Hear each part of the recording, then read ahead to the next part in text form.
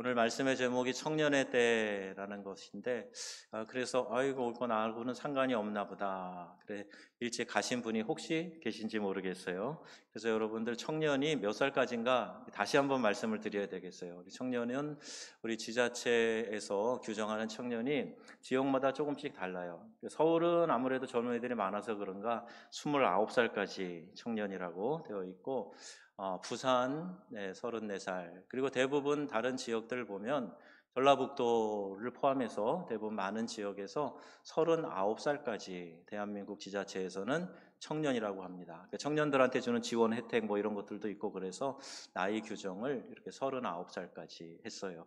그런데 이거는 우리나라 상황이고요. 전체 유엔에서 정한 청년의 나이가 있습니다. 유엔이 연령 구분을 새롭게 발표를 한 거예요.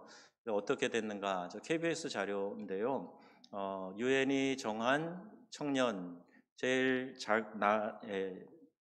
그 작은 나이가 0세에서 17세까지인데 거기는 미성년자 이렇게 돼 있어요. 0에서 17세. 자, 이제 그다음에 청년인데 청년이 몇 살까지인가요? 18살에서 65세까지. 자, 그러면 여기 계신 분들 중에 나는 청년이다. 나는 청년이, 들어보세요. 난 나이를 모른다 빼고는 다 들어보세요. 나는 청년이다. 예, 많으시죠? 65세까지가 청년이고요.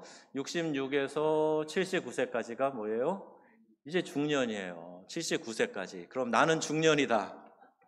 자, 자, 그 다음에 이제 80세에서 99세까지. 자, 여기가 이제 노년입니다. 그래서 80 넘으신 분들도 더 여기 계시죠? 나는 그래 노년이다 하는 분 한 분. 예, 당당하게 써요. 정묘수인 것이 당당하게. 예. 자, 나는 100세 이상 장수 노인이다. 아직은 안 계시죠? 손을 안 드신 분들은 사람이 아니모니다. 그래서 우리가 나이대로 이렇게 규정을 조금씩 이제 올린 거죠. 장수 시대가 됐으니까 이제 청년도 이제 유엔의 기준에 따르면 65세까지는 청년입니다. 실제로 우리가 금방 체감하는 거예요. 60 넘으셨고 60 중반까지 되셨는데 옛날 비하면 꼭 저기 40대, 50대 같으신 분들 태반입니다. 옛날엔 60대면은 이제 꼬부랑 할머니, 할아버지 그렇게 생각이 되고 막 쪽지고 이렇게 막 진짜 한복 입고 할머니 같았는데요. 지금 65세한테 할머니라 그랬더니 뺨 맞을 일이에요. 무슨 할머니? 물론 손주가 있어서 할머니일 수는 있는데 겉모습으로는 도저히 뭐 할머니, 할아버지 안 같아요. 청년 같아요. 60세 넘으신 남자분들 중년 신사들이 청바지 입고 다니시는데 멋있어요. 예.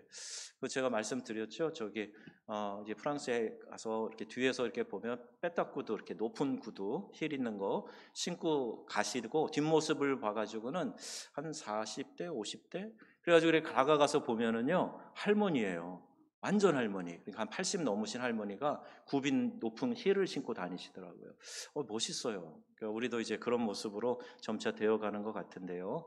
오늘 청년들을 보면서 제 마음에 생긴 기대가 있습니다. 많이 다 나오진 못했지만 여러분들 한 명 한 명 이렇게 보면서 이들이 앞으로 자라서 자기 일하는 분야에서 전문가들이 되고 또 뭐가 되는 것보다 더 중요한 것은 그 일에서 하나님께 귀히 쓰임 받았으면 좋겠다.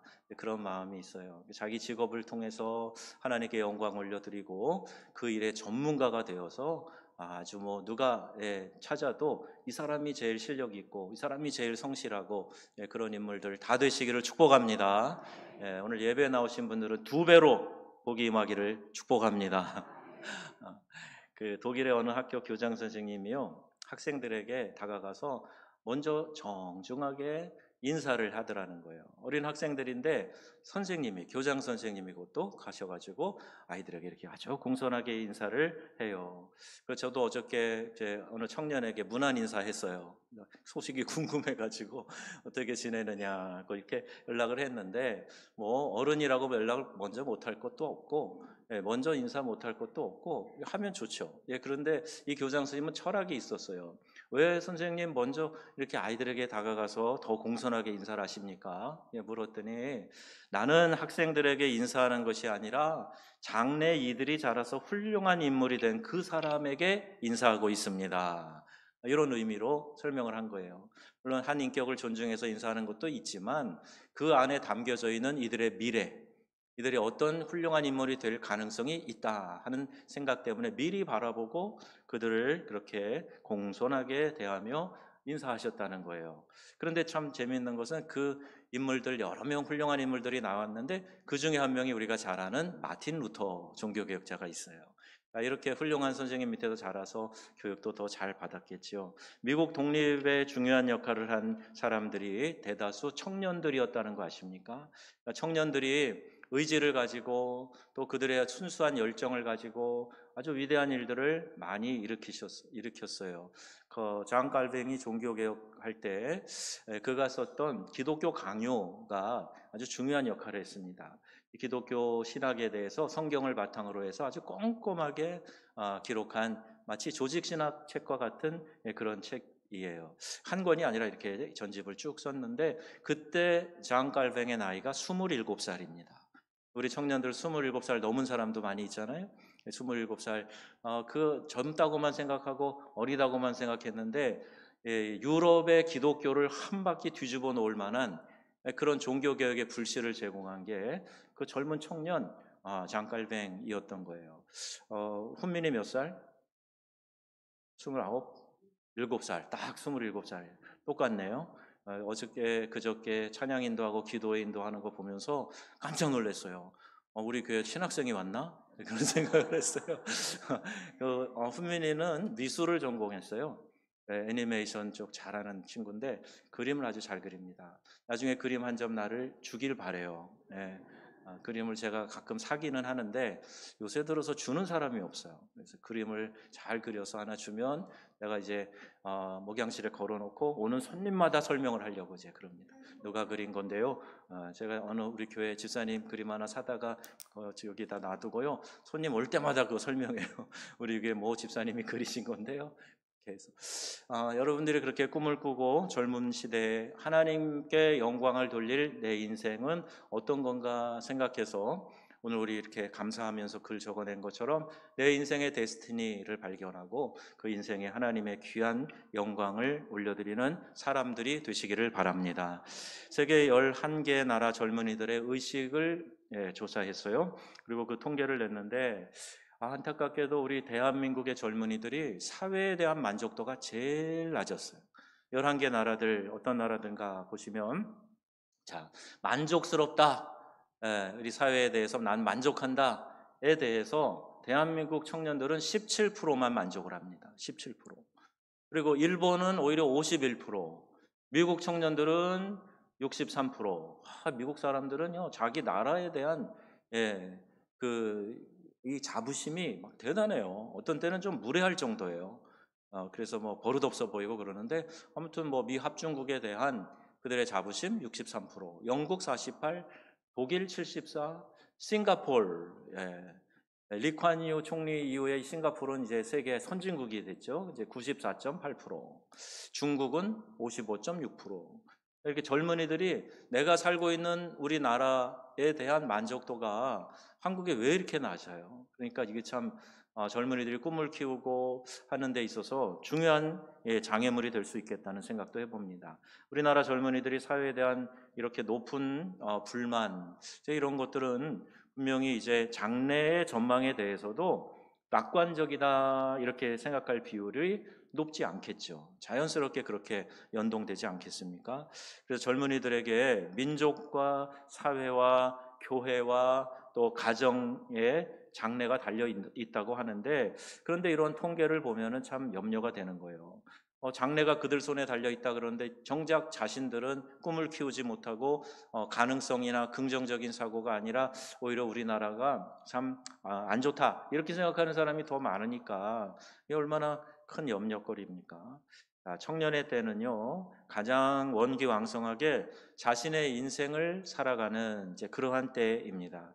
청년의 때는 인생의 항로를 개척하는 그런 시기예요. 청년의 때는 이 시기를 어떻게 사느냐에 따라서 자신의 남은 생의 성패가 좌우될 수 있는 결정적인 시기입니다. 여러분 10대를 준비해서 20대를 사는 거고요. 20대를 준비해서 30대를 사는 거고요. 30대를 준비해서 그 다음에는요. 졸릴까봐 물어보는 겁니다. 30대를 준비해가지고는 40대를 사는 거고요. 40대 준비해서 50대 사는 거고요. 그런 거예요. 그러니까 딱 10으로 끊어지지 않더라도 약 10년간의 무언가 정성을 들이고 열심히 심어 놓으면 그게 그 다음에 10년 이상을 좌지우지하고 이끌어간다. 낭비할 시간이 어디 있어요? 지금 막 빠르게 지나가고 지금 해야 될 바쁜 일들이 있기 때문에 이 청년의 시기를 낭비해서는 안 된다. 그래서 우리 전도자 솔로몬이 이러한 중요한 시기에 있는 젊은이들을 향해서 긴 세월을 살아온 자신의 경험을 통해 얻은 인생관을 바탕으로 오늘 말씀에 권고를 하고 있는 겁니다. 그 말씀을 이제 들여다보는 건데요. 첫 번째 뭡니까? 근심과 악을 제하여 버리고 기쁘고 유쾌하게 일평생 잊을 수 없는 꿈의 계절로 살아가야 된다. 자, 우리 청년들만 또박또박 시작. 아니요, 65세까지 읽으셔야죠.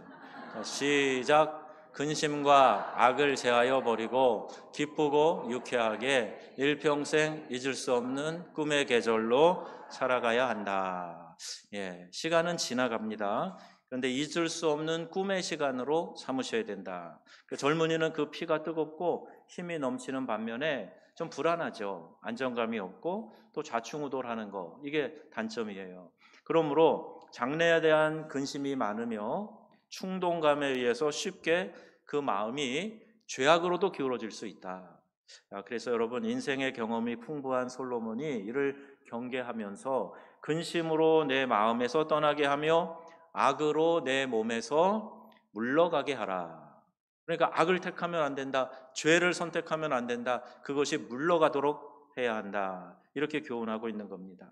장래에 대한 분명한 목표를 정하고 구체적으로 준비해 나가야 할 젊은이가 부질없이 그 마음이 병들어 있다면 인생에 정말 중요한 손실을 지금 당하고 있는 거예요. 시간을 아끼면서 또 건실한 생활 습관을 가져야 할 젊은이가 그 몸을 악에게 내어준다면 인생에 여러분 그 남은 생애가 어둡게 전개될 수밖에 없다는 겁니다. 열심히 일하는 젊은이들을 보면요, 유럽도 그렇고 미국도 그래요. 일주일에 우리가 주 5일 되기 이전에 그들이 이제 주 5일을 먼저 살았는데 5일 동안 열심히 일을 하고 이틀은 잘 놉니다. 아주 잘 놀아요. 그런데 그 일하는 동안에는요, 학생들도 공부만 한다고 그러지 않아요. 아르바이트도 막 하고 이리 뛰고 저리 뛰고 2번, 3번 아르바이트를 막 하면서 이제 그렇게 열심히들 공부를 하고요. 쉴 때는 철저하게 잘 놀고 잘 쉬어요. 한가로이 낮에 커피숍에서 노닥거리는 청년 선진국에 없습니다. 근데 우리나라는 이상하게요, 그 이틀 노는 것만 본 거예요. 노는 것만 배워가지고 평일날도 놀아. 그리고 커피숍 가서 뭐 책 하나 펴놓고 그냥 몇 시간 공부도 안 하면서 폰만 잡고 있고 유튜브 보고 있고 이런 사람들이 참 많아요. 젊은이들 가운데. 여러분, 그러면 안 됩니다. 주어진 5일 동안에는 열심히 공부하고 일하고, 여러분 아르바이트도 하시고, 그리고 이제 해야 될 여러 가지 일도 찾아보면요, 너무 많아요. 청년 실업자 얘기 자꾸 하는데 어려운 일도 하겠다 그러면 실업 없어요. 힘든 일 안 하려고 그러니까 청년 실업이 그렇게 많은 거지. 그러니까 여러분, 일하고 공부하는 일은 5일 동안만큼은 내가 열심히 아주 막 입에 단내가 나도록 그렇게 열심히 일해야 되겠다. 청년의 시간에는 그걸 다 해봐야 됩니다. 어떤 아르바이트도 좋아요. 일도 이것저것 다 해보는 거 참 좋습니다. 저도 자녀 3명을 키웠지만 우리 애들 다양한 곳에서 알바 많이 했어요. 돈이 필요했을까요? 물론 용돈 많이 안 주니까 필요도 하겠죠. 그러나 그런 일들을 통해서 내가 인생의 다양한 사람들을 만나보고 경험해보는 거 굉장히 중요합니다. 그리고 놀지 말아요. 낮에 커피숍에 갔으면 테이크아웃 하든지 차 한 잔 빨리 마시고 나와야지 1시간 넘겨 있으면 안 돼요. 요새 커피숍에서 그런 사람들 때문에 문제된다고 막 뉴스에도 나오고 그러는데, 자, 그렇게 하여튼 열심히 일하고 주어진 일을 잘 배우고 여러 가지 필요한 자격증도 준비하고 그래야 이제 원하는 곳에서 꿈을 펼쳐갈 수 있게 된다. 젊은이들은 마땅히 몸과 마음을 건강하게 해야 되고 장래를 위해서 이를 투자하는 그런 사람, 그런 삶의 습관 가져야 돼요. 가만히 있으면서 저절로 다 되겠지. 우리나라만큼 캥거루족이 많은 데가 없을 겁니다. 여러분 캥거루족 아시죠? 다 컸는데도 엄마 여기 들어가가지고 엄마 이제 이렇게 힘들게 하고 그러는데 그러지 말고요. 이 철저하게 내가 이제 20살 넘고 대학 졸업했으면 독립된 개체라고 생각하고 그렇게 일하면서 살아가는 그런 투지가 있어야 돼요. 도움을 필요하면 받을 수 있어요. 그러나 갚으세요. 학비 내주셨어요? 갚으세요. 그걸 그냥 무조건 당연히 해줄 거라 생각하지 말고 부모에게 필요할 때 좀 도움 받았으면 내가 부모에게 돌려드려야 되겠다 하는 마음으로 용돈을 계속 드리고 평생 갚아야 돼요. 아멘이세요? 이건 20대만. 아멘이세요? 아멘? 아멘이에요. 아멘 해야 돼요. 부모니까 뭐 빚진 자처럼 계속 달라 막 달라 말이야. 그러면 안 돼요. 예. 계속 하나님 앞에서 내 인생은 하나님이 책임지신다 하는 마음을 가지고 열심히 일하고 달려가는 거 우리에게 필요합니다. 꿈을 꾸면 하나님께서 그 일을 할 수 있도록 힘을 주시고 능력을 주시고 기회를 주신다 그랬죠. 인생을 봄의 계절로 만들 수가 항상 봄의 계절로만 만들 수가 없어요. 여름도 있고 겨울도 다가옵니다. 황금기인 이 청년 시절 허송세월 하면요 준비 못한 겨울을 맞이하게 돼요. 그러니까 청년 때는 여러분 옷도요 사치한 거 입을 필요 없어요. 청년 때는 아무거나 걸쳐도 다 이뻐요. 얼마나 그 소화가 잘 되고 멋지고 오히려 막 이렇게 허름한 거 입잖아요. 그러면 빈티지 그래갖고 야 그거 어디서 샀어? 막 그래요. 근데 그냥 쓸데없이 비싼 거 명품 고가품 찾고 그러는 거는요 그 속이요 비었어요. 속이 허해요. 그러니까 내가 오히려 그 반대로 역부로 여러분이 나는 꽉 찬 사람입니다 그런 거 보여주려면은요 그러면 그냥 티셔츠 하나에 청바지 입고 막 이렇게 다니면서 부지런히 뛰어다니고 그러면 그게 젊은 시절을 오히려 잘 보낸 겁니다. 그리고 연세 드실수록 점점 또 이렇게 품위 있게 옷도 입고 생활도 하고 하려면 젊은 시절에 낭비하면 안 돼요. 다 쓰면 안 됩니다. 저희 아들이 잠깐 왔다 갔는데 그런 얘기 하더라고요.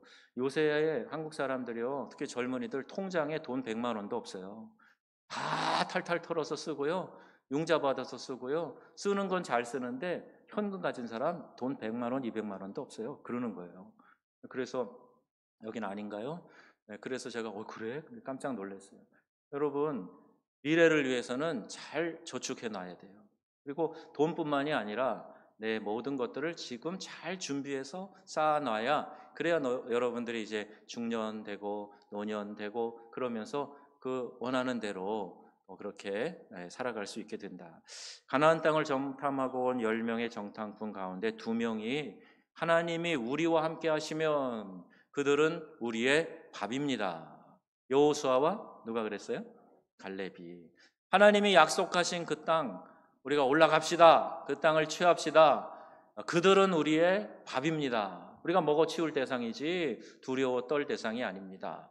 이렇게 호기 있게 대답을 했죠. 믿음의 확신 속에서 기쁘고 즐겁게 살 때 믿음 안에서 미래를 설계하라. 허황된 꿈을 꾸지 말고 믿음 안에서 약속의 말씀을 붙잡고 그것에 근거해서 꿈꾸면서 살아가는 청년이 되어야 될 줄로 믿습니다. 그러니까 헛된 거 꿈꾸지 마시고요. 자꾸 이렇게 뭐 한탕주의, 요새 또 뭐 비트코인 하면 돈 번다고 또 속닥여가지고 거기 막 투자했다가 쫄딱 망한 사람들 지금 수없이 많이 나오고 있어요. 그 얘기도 들었는데 멀쩡하고 똑똑한 사람이 앞서간다고 막 했다가 지금 어려움을 겪는 사람도 수없이 많이 나오고 있으니까 한탕주의, 일확천금 이런 거 꿈꾸지 마시고 그런 사람들이 이제 우리나라에서 오랫동안 멸시하는 말로 사용했던 불안당이에요. 땀 안 흘리고 돈 벌어 먹으려는 사람. 성실하게 일해서 일한 가치만큼 받아가지고 살아가는 사람이 행복하게 살 수 있어요. 여러분 헛된 거 꿈꾸지 마시고 그때그때 성실하게 일하는 일에 최선을 다할 수 있기를 65세 이하는 아멘 하시기 바랍니다. 아멘. 그렇게 사셔야 됩니다. 두 번째요. 짧은 시간 뒤에 하나님의 심판이 있음을 기억해라. 오늘 말씀하고 있어요. 자, 좋은 시절이다. 너네들 원하는 대로 살 수 있다. 그리고 뭐라고 돼 있어요? 그 다음에 그런데 하나님 심판이 있어. 이렇게 알려주고 있어요. 시간은 덧없이 흘러갑니다. 길다고 생각했던 생애가 살아보면 너무 짧습니다.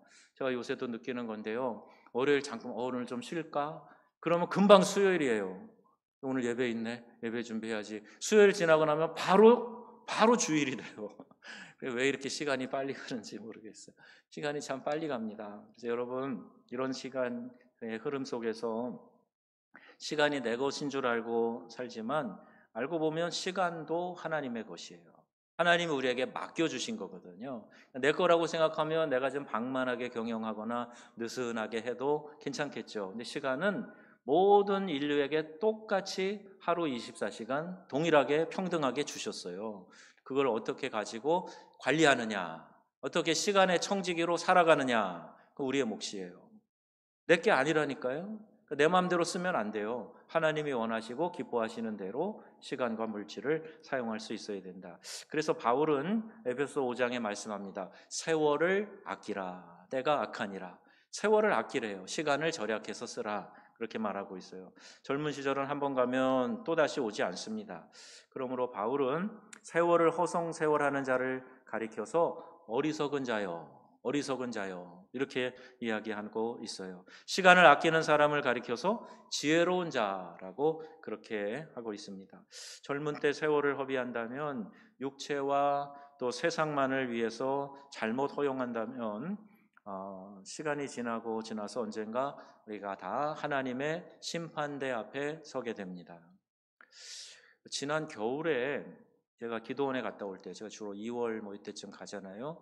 네, 기도원에 가서 눈도 많이 오고 우리 권사님들도 저 만나러 오셨을 때 그때 이제 집회가 있었어요. 그래서 이제 강문호 목사님도 강사로 오셨고 그 집회에 모 교회 청년들과 또 목사님이 오셔서 그 교회 수련회를 집회랑 같이 했다 말씀드렸죠. 전주에 있는 한 교회예요. 목사님 은퇴 직전이셨고 이제 후임자를 또 이제 정해 놓으셨고 그리고 후임자가 최근에 이제 부임해서 이렇게 취임식도 한 것 같아요. 그래서 원로 목사가 되셨어요. 근데 어제 총회에서 부고가 왔는데 원로 목사님 돌아가신 거예요. 그분이 이제 딱 70이잖아요, 나이가. 그리고 몸도 굉장히 건장하고 건강하셨어요. 아주 그 연세답지 않게 아주 막 튼튼하신 분이고 그랬는데요. 같이 저녁 식사 좀 맛있는 거 회 사주셔갖고도 먹었는데, 그러면서 우리 교회는요, 인원은 많지 않아도요, 아주 막 다들 일당백입니다. 막 거기 밥 사주러 나온 그 젊은 집사가 우리 교회는 일당백입니다. 특수대원 같아요. 막 이렇게 얘기했던 그런 교회인데요. 목사님 갑자기 이제 소천하셨더라고요. 후임자 세워놓자마자. 그래서 이 모른다. 사람이 오는 순서는 있지만 가는 순서 없다고. 모르겠다. 언제 하나님이 나를 부르시더라도 내가 부끄럽지 않게 살아야 되겠다. 한순간 한순간. 뒤로 밀어놓고 나중에 하지, 나중에 잘하지. 그러면 안 됩니다, 여러분. 그러던 사이에 부끄럽게 우리가 하나님 앞에 설 수도 있고요. 여러분 항상 하나님의 심판대 앞에 내가 설 때에 내 인생의 어느 한 토막을 떼어내도 부끄럽지 않은 그런 삶을 살아가는 우리 모두가 될 수 있기를 바랍니다. 그리고 이 질문에 대해서 사도 바울이 어떻게 살 것이냐 하는 그 질문에 대해서 빌립보서 2장에 이렇게 말을 하고 있어요. 그리스도의 날에 나로 자랑할 것이 있게 하려 함이라. 하나님 앞에서 자랑이 진짜 자랑이에요. 하나님 앞에서 사람들에게 하는 자랑은 헛된 자랑입니다. 하나님 앞에 설 때 여러분 뭘 자랑하시겠습니까? 한번 일기장에 써보세요. 내가 하나님 앞에 서면 이거는 그래도 자랑할 수 있겠다. 오늘 전도에 대한 찬양 많이 했는데 내가 정말 하나님 앞에서 한 영혼 구원을 위해서 이렇게 애썼습니다 하는 그 노력과 열매를 여러분 자랑할 수 있을까요? 내가 선교사님을 저 오지에 보내고 기도하고 후원함으로 그분이 이런 열매를 맺었는데 저도 거기 짝이 돼서 함께 그 열매를 나누게 되었으니 감사합니다. 천국에 갔는데 누군가 달려와서 내가 그 집사님 권사님 때문에 그때 예수 믿었잖아. 너무 고마워. 그때 잘 몰라서 내가 핍박까지 했는데 속으로 욕도 많이 했는데 당신 때문에 내가 예수 믿어서 여기 왔으니 너무너무 감사해. 그리고 여러분 버럭 끌어안는다면 이게 하나님 앞에 자랑이 되지 않겠습니까? 주님 나라를 위해서 하나님의 영광을 위해서 이런 수욕도 참고 모욕도 참고 인내와 고초의 시간들을 보내고 그리고 하나님 앞에서 주님이 맡겨주신 사명 끝까지 완수했습니다. 그거 자랑할 수 있지 않겠습니까? 여러분 그런 자랑거리들을 많이 가지고 계시기를 바랍니다. 그래서 하나님 앞에 설 때에 그걸 자랑할 수 있도록 하려 함이라. 나로 자랑할 것이 있게 하려 함이라. 세상 사람들에 똑같이 맞춰가지고 이렇게 신앙생활 하다가 주님 앞에 부끄럽게 서서는 안 되잖아요. 그의 젊음의 시간을 예수님 앞에 섰을 때 내 자랑할 것이 있게 하겠다, 이런 마음으로 바울은 살았던 겁니다. 젊을 때의 시간들을 눈물로 씨를 뿌리면 그 기쁨으로 그 단을 가지고 돌아오게 된다. 젊을 때 안위를 추구하지 말고요, 그리스도를 향한 표대를 세우고 미래를 향해서 달려가는 우리 모두가 될 수 있기를 바랍니다. 시간은 잡아매 놓을 수 없어요. 어느 때인가 하나님의 심판대 앞에 우리 모두가 서게 됩니다. 추수할 때 비로소 알곡과 쭉정이를 갈라놓는다 그러셨어요. 양과 염소를 추수의 때에 갈라놓겠다 그랬습니다. 고속도로에 차를 타고 가다가 갑자기 차들이 어느 지점에서 속도를 줄이는 경우가 있어요. 왜 그럴까요? 그 앞에 뭐가 있을까요? 과속 단속 카메라가 있어요. 그러니까 그 앞에 가면서 다 자연스럽게 속도를 줄이기 때문에 그래요. 자, 이와 같이 심판주 하나님의 감시가 내 삶 가운데 있고 내 마지막 때에 평가가 있다는 것을 인식하면서 살아가야 됩니다. 그걸 생각하면서 살아가면요, 그래도 내 행동도 조심하고 그리고 하나님의 마음에 들도록 살아가게 되는 거죠. 그걸 의식하지 못하면은요, 내 마음대로, 내 뜻대로, 육체의 소욕대로 그렇게 살아가는 거죠. 하나님이 너와 살아온 모든 일로 심판하실 줄을 알라. 우리가 하는 일 모두를 심판주가 감찰하고 있다 하는 거 여러분 잊어서는 안 될 일입니다. 이스라엘의 패망은 하나님이 어디 계신지 보이지 않는다고 범죄했기 때문에 생긴 거예요. 눈에 보이는 형상으로 만들어달라 막 그러잖아요. 그래서 송아지도 막 금송아지도 만들고 별짓을 해요. 보이는 뭐가 있으면 그러면 그 눈치를 보게 되고 그러는데, 하나님은 형상으로도 어떤 형상으로도 만들지 말라 그러시니까 내 눈에 안 보인다고 없습니까? 내 눈에 안 보여도 있어요. 여러분, 정말 중요한 것은 눈에 안 보이는 게 더 많습니다.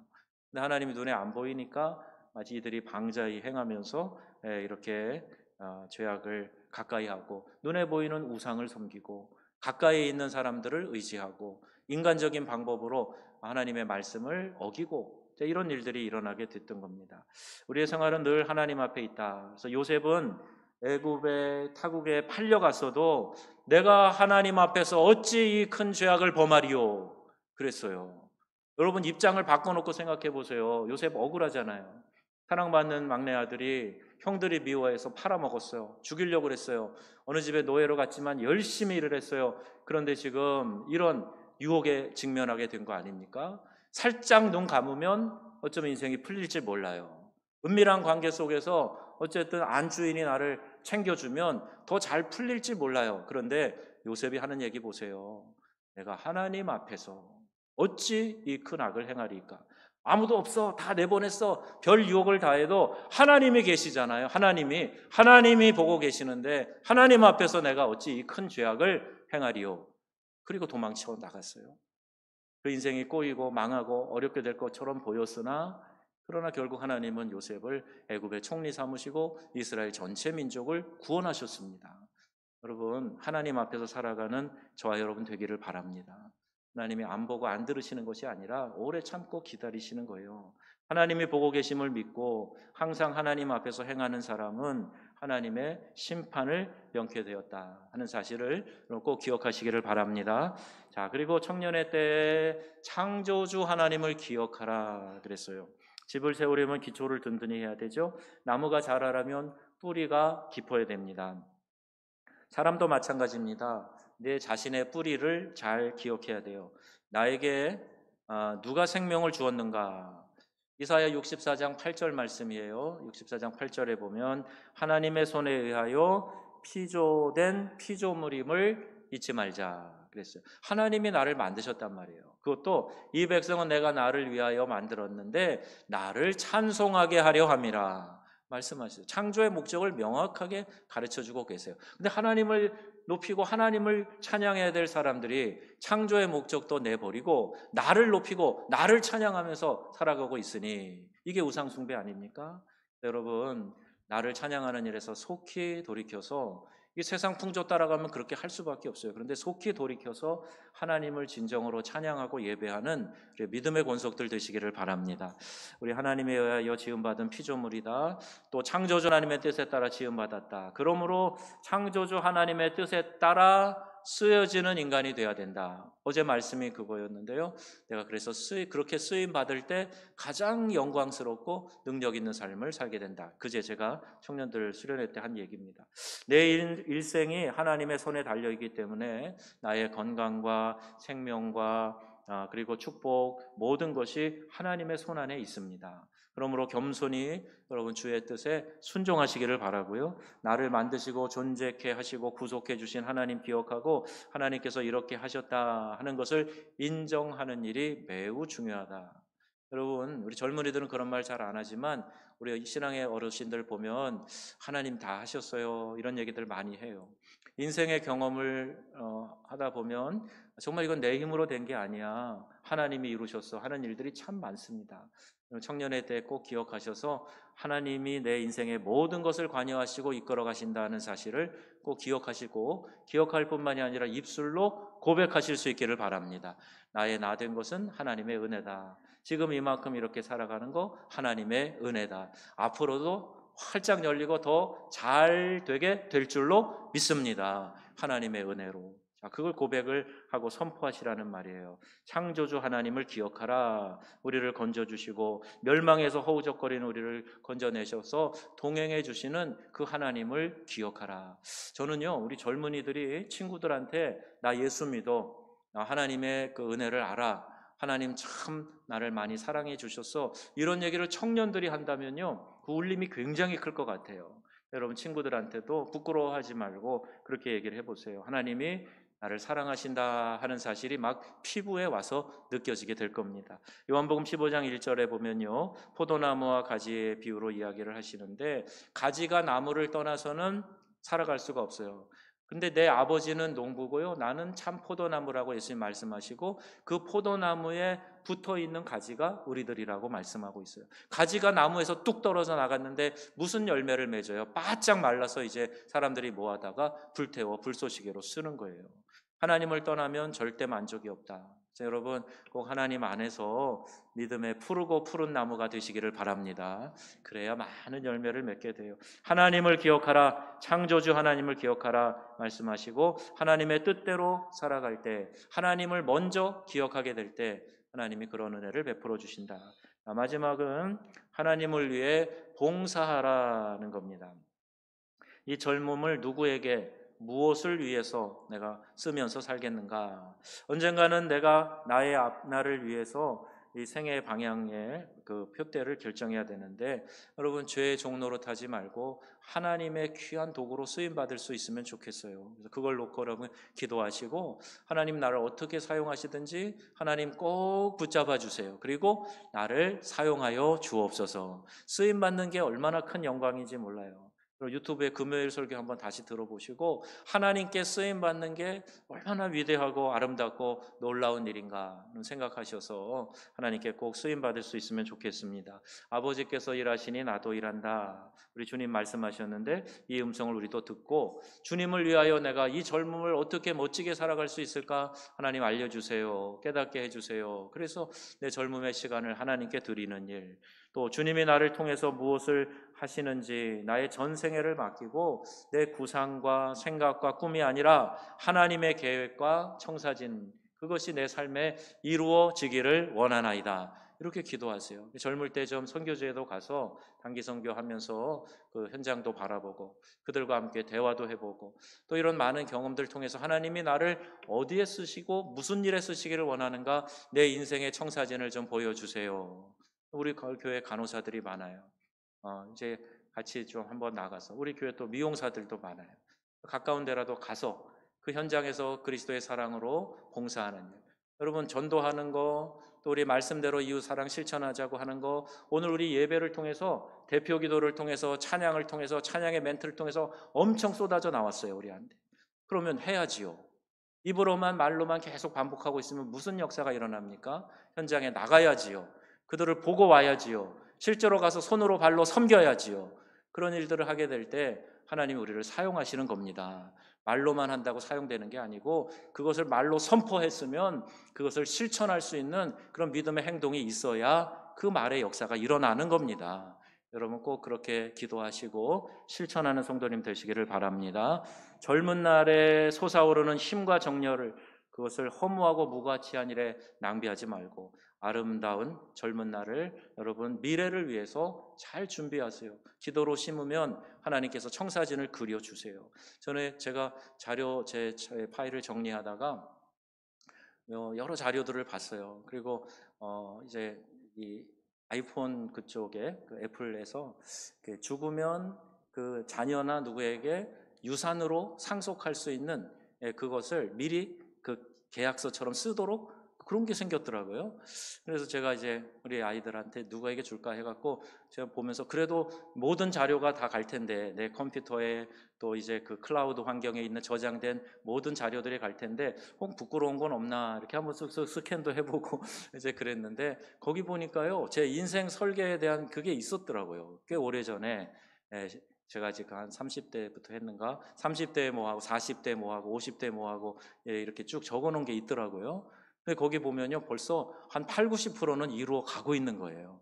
야, 이거 참 나는 잊어버렸는데 덮어놨는데 하나님께서 그때 기도하며 선포했던 대로 한 걸음 한 걸음 이끌어 가셨더란 말입니다. 여러분 꿈이 얼마나 중요한지 몰라요. 말로 선포하고 기도로 심는 게 얼마나 중요한지 몰라요. 하나님을 우리의 중심에 모시고 그의 뜻대로 행하면서 여러분 천국의 상급을 사모하며 나아가는 꿈쟁이들 되시고 믿음의 사람들 되시고 귀한 거목으로 자라나시기를 주 예수님의 이름으로 축원합니다. 아멘.